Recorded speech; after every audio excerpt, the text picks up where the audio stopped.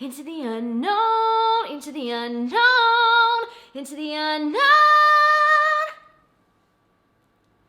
It's just really screamy. Hi everyone, my name is Tamara Chambers. And this is Tamara Just Streamed. I finally watched Frozen 2, hence the ears. We're at week 3 of ears, with no end in sight. Well, actually, maybe next week is gonna be Scoob, and then I'll just dress up as Velma. It's perfect. Jinkies, guys, jinkies. I was extremely late to Frozen 1. Wow, these are really just gonna jingle the entire time. Sorry. I'm not taking them off. I was really late to Frozen 1. I saw it months after it had left theaters, maybe years, I don't know. I just know that I did that whole Frozen sketch with NC way before I ever saw Frozen. I don't care if you've heard it to death. Let the song play on. This is every damn singer's crystal meth. I liked it. I thought it was really good. I understood why it had a huge following around it. I totally got why a bunch of children everywhere loved the characters and the songs, and I loved the memes that came out of it, specifically Adele Dazeem. I went into this knowing that I was gonna like it well enough and was hoping to be surprised with something outrageously good, but knowing that it was gonna be an hour and 40 minutes of like a fun, entertaining time that wasn't gonna be abysmal. And I'd say that's what I got. I had some really fun connecting moments with the characters, and there was definitely a moment where I started tearing up because I think music is so powerful and these musical movies are so cool, especially for children. I also found myself feeling like this was definitely a second film. Like this was definitely the second of the two, and it was the weaker of the two, sure, but it was still extremely, extremely fun and totally had worth to it. I think starting off, the setup to the movie was awesome. Again, I'm just gonna keep coming back to this the whole time. It just felt like a second movie. It really felt like, well, we all did all that in the first film. Now what are we gonna do? We'll just pull something that we didn't even touch upon in the first film that seems like a very important thing, but it never was mentioned, but we're talking about it and dealing with it now. But I like that. I like the idea of the earth and the wind and the fire and the water spirits, and they're looking for the 5th spirit, and it's like all this magic and these forest people and tribes, and then there was like betrayal, and like we have to figure out what happened to our parents, and like lots of mystery and intrigue, and it kind of felt like it was only really touched upon on the surface, and like they could have gone even deeper into some of this story, and maybe that was just some of the characters. Like I felt like Anna in this, for the most part, was really one-dimensional. It was just like, I want to help protect my sister, even though my sister's the most powerful person in the world, but I have to protect her. And it kind of played off as maybe her being a little jealous, maybe, because she didn't have powers. I don't think that's what it was. And I don't think that she was jealous. It just kind of felt, I don't know, kind of one-dimensional, kind of a little weird. It's like, let Elsa go and do the things that she has to do, because she has these crazy ice powers. And it's like, she's the only one who could do it, so let her do it, you know? But I mean, I get it. I get in that she's trying to protect her sister. I get it. A ton of the songs were really cute. Things Never Change, the big opening number was really cool, and the fairy tale lullaby was really beautiful and mystical, and the spirits like siren song calling Elsa into the ice was amazing and haunting, and Elsa's new song, Into the Unknown, was really good. I know it didn't really pick up as much as Let It Go did, but was anything ever gonna do that? No. It's like Bohemian Rhapsody and Let It Go are like the two songs in the world. Into the Unknown is powerful and cool, and Elsa has a couple really powerful songs. I wrote down, where did I say that?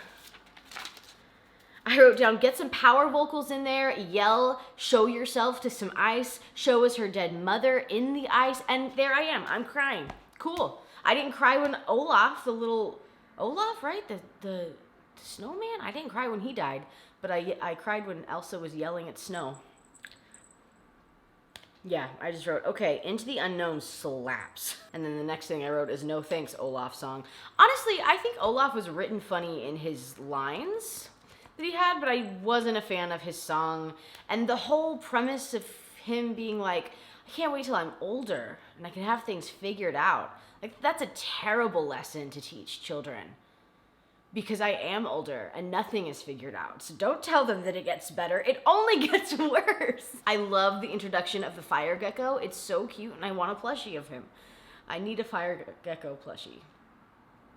Please make that happen for me. I like the pop ballad boy band song that Sven sings about Anna, and I love that he's trying to ask her to marry him throughout all of it, but that's, again, kind of one-dimensional as well. It feels like those two characters really have nothing going for them, and then it's all about Elsa, but they're still trying to tell all these different stories, so you don't really connect to really any of them, in my opinion.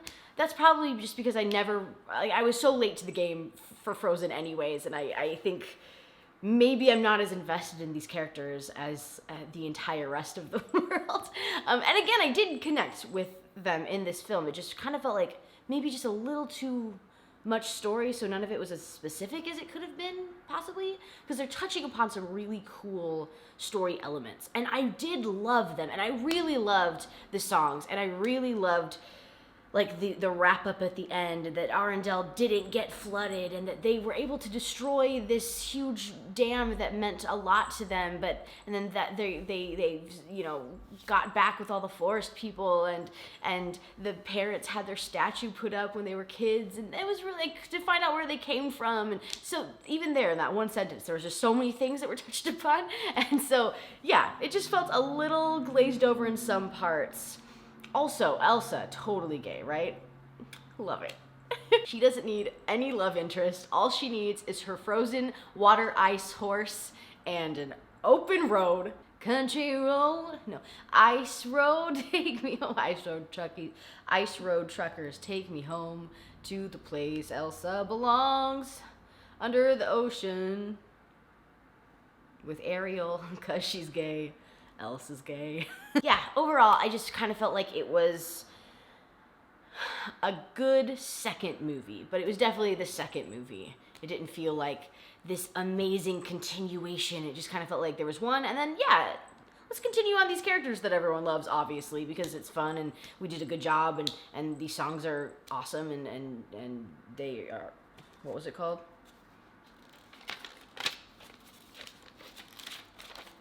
And Into the Unknown slaps, exactly. Into the unknown, into the unknown, into the unknown. Just screaming. But again, at the end, I also felt myself tearing up. It's not a tall order to get me to tear up, so take that with a grain of salt. But I overall really enjoyed this movie. I would give it 9 bells out of 10.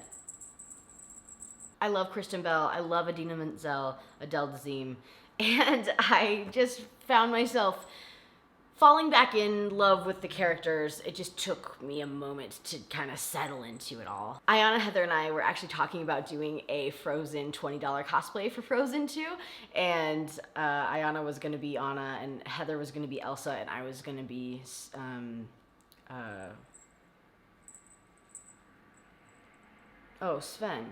I called Hans Sven. What's his name? Is it Hans? No. It can't be Hans. That's so generic. It's not Hans. Christophe! Hans. No, Tamara. Yeah, okay, I said Sven, but I meant Christophe earlier. Oops. I was gonna be Sven, though. The reindeer.